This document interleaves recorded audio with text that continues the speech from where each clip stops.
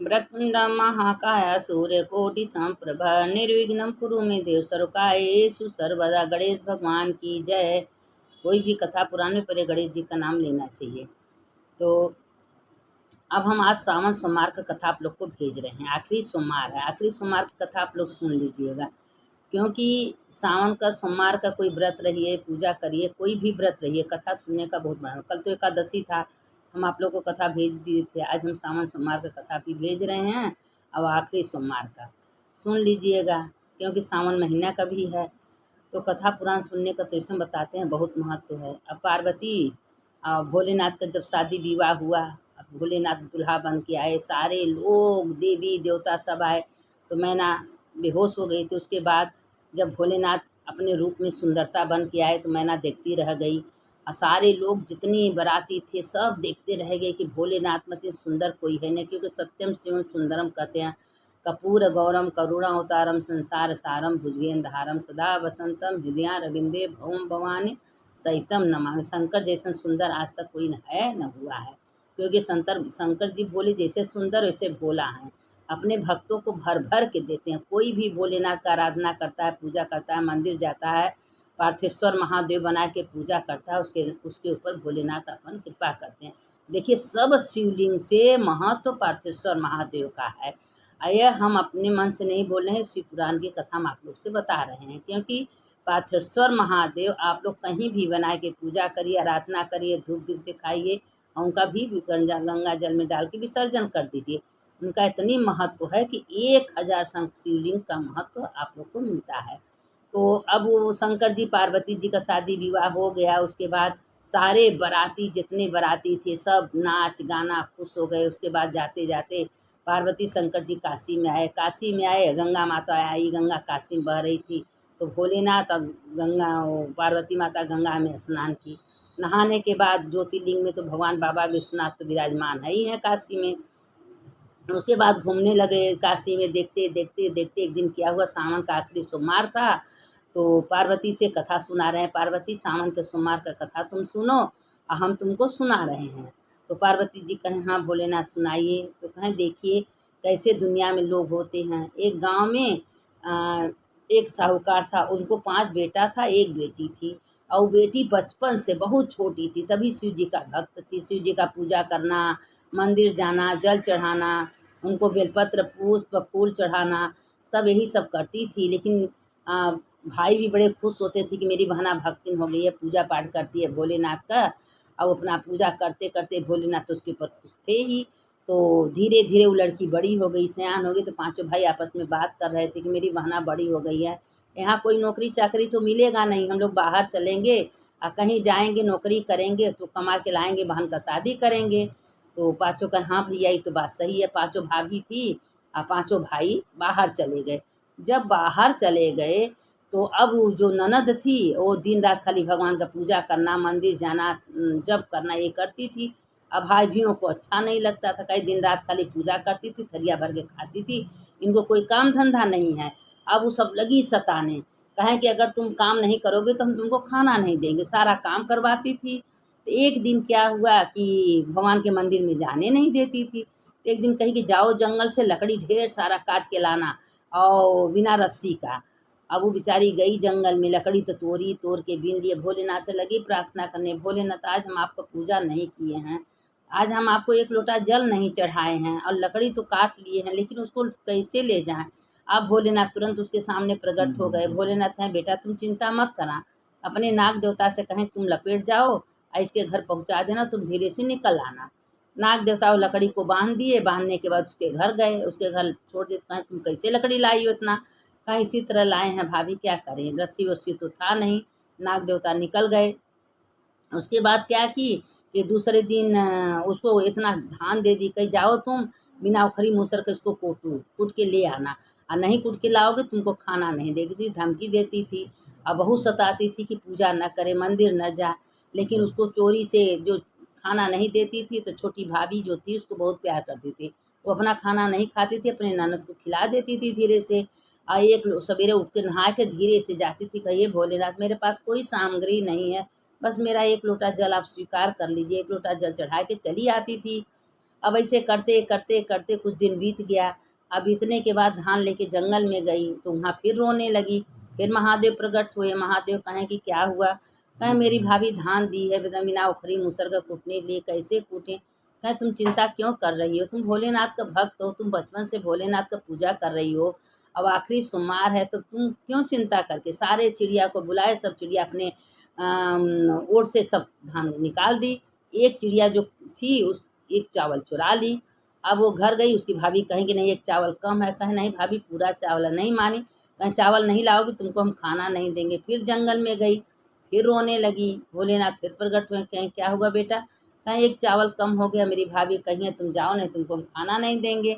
अब सारे नाक से निकाले नाग देवता को, कहें जाओ पता लगाओ इसका चावल कौन लिया। देखें तो कहें अगर कोई नहीं बताएगा तो हम सबको खा जाएंगे। अब चुड़िया मारे डरन लिया के चावल दे दी। वो अपने घर लेके गई थोड़ा बहुत खाना उसको दे देती थी। ऐसे करते करते करते लगी सताने। लास्ट में उसको एक कम्बल काला दे दी। कहीं जब तक कि कम्बल सफ़ेद न हो जाए तब तक मेरे घर आना मत। अब वो कुआं पर ले गई, रो रही है, कम्बल धो रही है, रो रही है, कम्बल धो रही है। अब धोते धोते एक दिन क्या हुआ कि उसी समय उसके चारों पांचों भाई नौकरी करके बाहर से आ रहे थे। जब पांचों भाई नौकरी करके आ रहे तो कहीं तो रोआना, ये तो आवाज़ मेरी बहना का लग रहा है। तो कहे मेरी बहना कैसे रो? मेरी बहना कोई मंदिर में पूजा करती होगी। कहे नहीं मेरी बहना का। कहे आज जाके देखा तो देखा सचमुच उसकी बहन रो रही है। कहे क्या हुआ बहन? अब बहन सारी बातें अपने भाइयों से बता दी कि आप लोग जब से गए हैं तब से सारी भाभियाँ हमको कष्ट दे रही हैं, हमको पूजा नहीं करने देती, मंदिर नहीं जाने देती, सारा काम करवाती हैं, ऐसा ऐसा काम करवाती हैं कि बहुत मेहनत करवाती है। सब बेचारी एकदम परेशान हो गई थी। कहें चिंता मत करो। अपने बहन को ले गए अपने साथ में और वहाँ गए। चारों पांचों भाभी आई, कोई पानी लेके, कोई दाना लेके, कोई सब कुछ लेके आया। तो कहें बेरे मेरी बहना कहाँ है? उसको बुलाओ। कहें बहना तुम्हारी कतो मंदिर में होगी, उनको मंदिर के सिवा कुछ दिखता कहाँ है? खाली दिन रात वो मंदिर में बैठती है, भगवान शंकर का पूजा करती है, न कोई काम न धंधा। अब उसके बाद जब भाभी बोली तो बहन को अपने बुलाए। अब बहन आके खड़ी हो गई। सारे भाभी शर्म के मारे लज्जा हो गई। तो वो बोली खाली छोटी भाभी हमको कभी कुछ नहीं कही थी और वो अपना चोरी चोरी से अपना खाना हमको खिला दी थी। अब चारों भाई मिल के अपनी औरतों को लिए डंडा डंडा मार मार के घर से निकाल दिए। कहें तुम लोग हमारी एक ही लौती बहन, तुम लोग इतना सताई हम लोग के न रहने से। और वह क्या करती थी? खाली भगवान का पूजा करती थी, मंदिर जाती थी, इसीलिए तुम सताई हो। तुम लोग हमारे घर से निकल जाओ। जैसी करनी हो ऐसी भरनी। भोलेनाथ किसी को छोड़ते थोड़ी ना है। अब किसी भोलेनाथ के भक्त को कोई सताएगा तो क्या भोलेनाथ उसको छोड़ेंगे? मन तो उसका भोलेनाथ में रहता था। तो उसके चारों भाई कहें बहना तुमको क्या चाहिए तुम बताओ, हम तुमको सारा सामग्री जुटाएंगे, तुम भोलेनाथ का पूजा करो, तुमको कोई आज से नहीं रुकेगा। उसका भाई सारा सामान जुटा के ले आए, सारा सामान दे दिए। अब वो मंदिर में बैठ के खूब बढ़िया भगवान जी का पूजा करती थी, धूप दीप आरती करती थी, भगवान को भोग लगाती थी, उसके बाद घर आती थी। करते करते एक दिन क्या हुआ, चारों पांचों भाई कमा के आए थे। जब कमा के आए थे, सावन का आखिरी सोमवार था और वो व्रत थी। तो कही भैया आज मेरा व्रत है। तो भाइयों सारा मिल के कहें बेटा तुम चिंता मत करो, तुम्हारे लिए हम फलहार बनाएंगे। अब सब मिल के उसको फलहार बनाए, खिलाए अपने बहनों को। तो कहें कि भाई बहना तुम्हारे लिए हम लड़का देखे हैं, तुम्हारा शादी ब्याह कर देंगे। तो कही भाई आप लोग बड़े भाई हैं, जो आप करेंगे वही हमारे लिए ठीक होगा।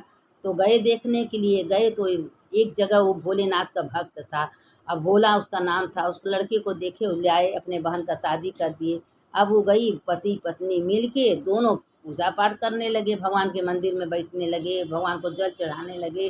वो इतना खुश हो गई, इतना खुश हो गई, बारे भोलेनाथ जैसे हम थे वैसे मेरे पति मिल गए, हमको कोई रोक छेक नहीं।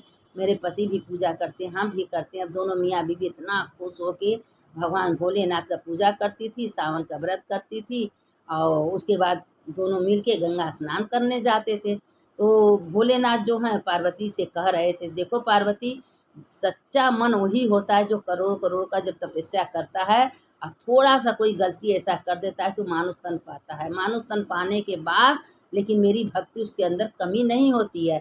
भक्ति बचपन से आती है। भक्ति कोई श्रद्धा प्रेम कितनों किसी को दीजिए, अगर आपके अंदर श्रद्धा नहीं होगा, विश्वास नहीं होगा, प्रेम नहीं होगा तो आप कभी भगवान का नाम नहीं लेंगे, भगवान का पूजा नहीं करेंगे, मंदिर नहीं जाएंगे।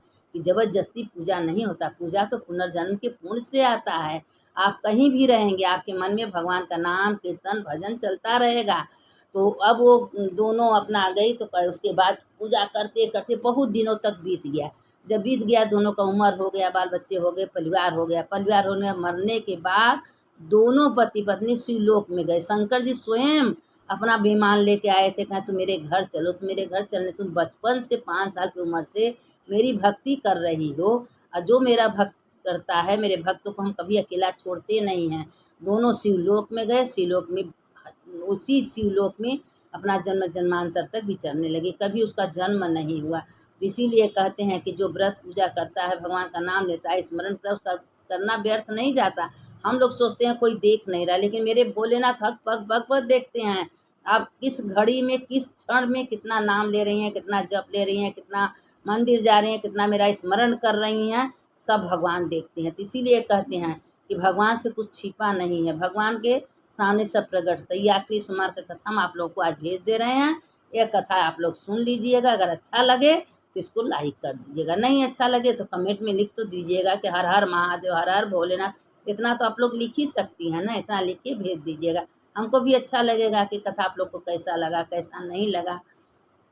देखिए, कथा पुराण सुनने से अंतर आत्मा का पाप निकलता है, कष्ट दूर होता है। क्योंकि देखिए, भोजन के लिए तो लोग पेट भरते हैं, लेकिन सत्संग कथा जो है आत्मा का खुराक है।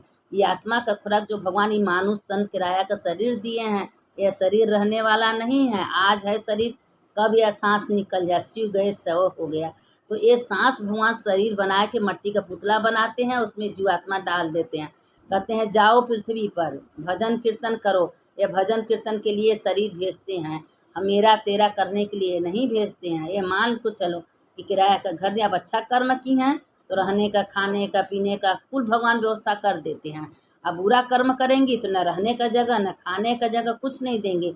रीघ रीघ के मरना तो है। क्योंकि कोई जो पृथ्वी पर जन्म लेता है कभी अजर अमर होके नहीं आता, उसको जाना ही जाना है एक दिन। तो जैसा करनी करेंगे वैसा फल भगवान भोलेनाथ आपका लेखा जोखा बना के भेजते हैं। इसीलिए कहते हैं कि उठते बैठते चलते भगवान का नाम से ही करिए कि हे भगवान आपने आज सवेरा किए, भगवान ने रहने का जगह दिया, हे भगवान ने आपने हमको सब कुछ दिए। तो अगर उनका शुक्रिया करूँ तो भगवान आपके ऊपर हमेशा कृपा बरसाते हैं। क्योंकि देखिए, दुनिया में जन्म तो सब लेता है, लेकिन अच्छे कर्म करने से भोलेनाथ भी खुश होते हैं, बुरा कर्म करने से भोलेनाथ भी नाराज़ होते हैं कि मेरा ही बेटा बेटी लोग हैं। और जो अच्छा करता है, देखिए कोई माँ बेटे का बेटा बेटी अच्छा कर्म हो तो माँ बाप खुश होते, तो मेरे संसार के माता पिता हैं। अच्छे कर्म करने से क्या वो खुश नहीं होंगे? तो उनका नाम लेके उठिए, उनका नाम लेके बैठिए, उन्हीं का स्मरण करिए। ये कथा आप लोग सुनते रहिए। अरे ज़्यादा नहीं, जितना हम भेजते उतने सुन लीजिए, उतने में भोलेनाथ कल्याण कर देंगे। सुनने वाले की जय, सुनाने वाले की जय। शंकर शंकर हर हर शंकर, शंकर शंकर जय जय शंकर। मंगल भवन मंगल हारी, उमा जपत ही त्रिपुरारी। हर हर महादेव शंभो काशी विश्वनाथ, गंगे माता पार्वती संगे। यह मंत्र आप लोग दिन रात बोलिए, सबसे बढ़िया मंत्र है। देखिए, इसमें काशी, गंगा, विश्वनाथ ये तीनों आ जाता है। जो ऐसा बोलता है भोलेनाथ बहुत खुश होते हैं। हर हर महादेव, घर घर महादेव। सुनने वाले की जय, सुनाने वाले की जय।